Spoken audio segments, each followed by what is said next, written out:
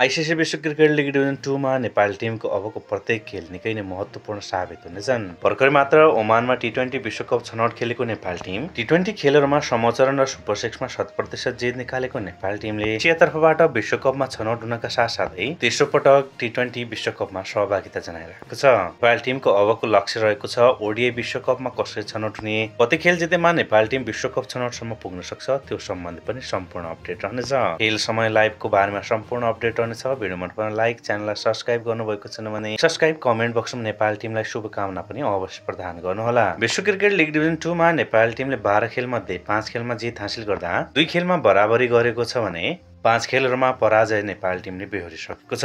युईको टिमले 16 खेल खेल्दा 3 मा जित, 13 मा हार बेहोर्दा अमेरिकाको टोली 14 खेलमा 28 अङ्क सहित पोइन्ट टेबलको दोस्रो स्थानमा रहँदा नेपाल र युईका लागि यो सिरिज निकै नै महत्त्वपूर्ण साबित हुनेछ। अङ्क तालिकाको पुछारतिर रहेका दुवै टिम आफूलाई अघिल्लो चरण अर्थात् शीर्ष 4 भित्र अटाउनको लागि कम्तीमा पनि यो सिरिजमा शानदार प्रदर्शन दुवै टिमका लागि आवश्यक रहनेछ। टिम नेपाल 4वटै खेलमा जित हासिल गर्न सक्छ भने अङ्क तालिकाको 1 स्थान सुधार गर्दै 6औं स्थानमा उक्लने अवसर टिम नेपाललाई रहनेछ। नाम्बिबियाको 19 अङ्क रहँदा नेपाल टिम 4 खेलमा 100% जित हासिल गर्न सके 20 अङ्क सहित अङ्क तालिकाको दोस्रो स्थानमा उक्लन सक्छ। तर युएसएको टिमको कुरा गर्दाखेरि अनुभवी विदेशी खेलाडीलाई समेट्दै 2 खेलका लागि अमेरिकाको टिम अब्बल साबित बनिरहेको छ। लिग 2 खेलको कुरा गर्दाखेरि नेपाल टिमले 26 अक्टोबरमा अमेरिकासँग खेलिरहँदा 30 अक्टोबरमा नेपाल टिम युएसँग प्रतिस्पर्धा गर्दैछ।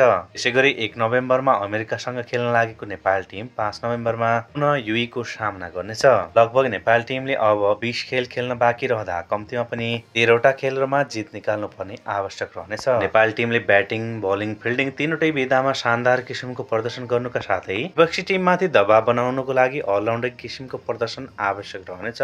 विश्व क्रिकेट लिग डिभिजन 2 का लागि नेपाल टिमले 15 सदस्य टिमको घोषणा गर्दै एक खेलका लागि 3 खेलाडीलाई टिममा सामेल गरेको छ। अनिल कुमार शाह, भीम सार्की र शाह बालमलाई टिममा सामेल गर्दै नेपाल टिमले एकका लागि बलियो टिमको घोषणा गरेको छ। नेपाल र युएसएको हेड टु हेडको कुरा गर्दाखेरि अहिलेसम्म खेलिएका नेपाल र युबीएचको खेलमा 6 पटक दुवै टोली आम्ने सामने भएका छन्। 6 खेलमा दुवै टिमले 3-3 पटक जित हासिल गर्दा 7औं भेट निर्णायक तथा नेपाल टिमका लागि निकै नै महत्त्वपूर्ण रहनेछ। अमेरिकाको टिम अहिलेको स्थितिमा हेर्दाखेरि एकदमै राम्रो किसिमको प्रदर्शन गर्नुका साथै आफूलाई अब्बलका साथै राम्रो लयमा देखाइरहेको छ। टिम नेपालले ब्याटिङ, बलिङ, फिल्डिङ तीनटै विधामा उत्कृष्ट प्रदर्शन गर्नुका साथै 100% एफर्टका साथ नेपाल टिमले अमेरिकासँग खेल्छ भनेदेखि अवश्य पनि जित नेपाल टिमले हासिल गर्न सक्छ। महत्त्वपूर्ण खेल र सिरिजका लागि टिम नेपाललाई निकै शुभकामना। यो सिरिजमा पनि नेपाल टिमले उत्कृष्ट किसिमको कमब्याक गरोस्, यी शुभकामना समेत रहनेछ। यस्तै क्रिकेट र खेलकुद सम्बन्धी अपडेटका साथ उपस्थित हुनेछौँ। भिडियोलाई लाइक र च्यानललाई सब्स्क्राइब गरी हामीसँग जोडिन सक्नुहुनेछ। अहिलेको लागि यति नै। हवस् त, नमस्ते। जय नेपाल, जय नेपाल क्रिकेट।